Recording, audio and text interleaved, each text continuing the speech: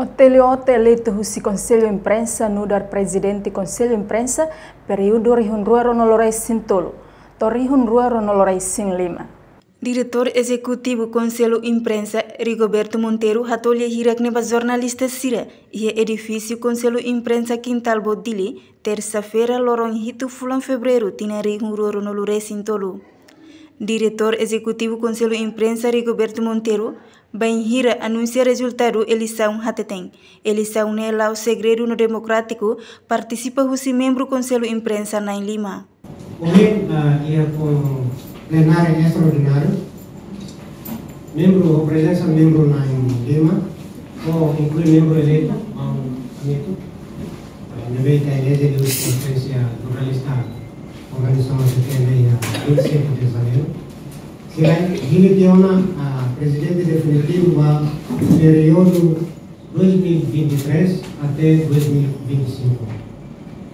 Restante mandato do período 2021 até 2025.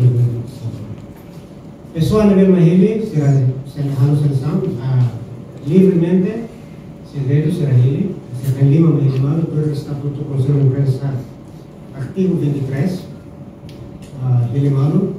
Elege conselheiro Oteliote, anessa presidente do Conselho de Imprensa definitivo para o período 2023 ou 2025.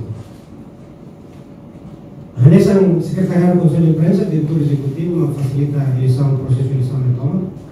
Arcatou parabéns e bom sucesso para o vote. Pessoal da jornalista senhor, nós onde o voto na liderança, o Conselho de Imprensa vai continuar avançando. Foi em eleição, Conselho Imprensa se haruka narang husi Presidente Conselho Imprensa eleito, no membro Conselho Imprensa eleito, para Parlamento Nacional, onde prepara para tomar a posse husi Presidente Parlamento Nacional. Diretor Nemos Dehang, Husba Media Sirahutu, continua a cooperar com o Conselho Imprensa, na presença Presidente Conselho Imprensa FON, onde desenvolve mídia, no profissionalismo jornalista. A reportagem Ana Rosária, Cidália Arrojo, Televisão Timor Post.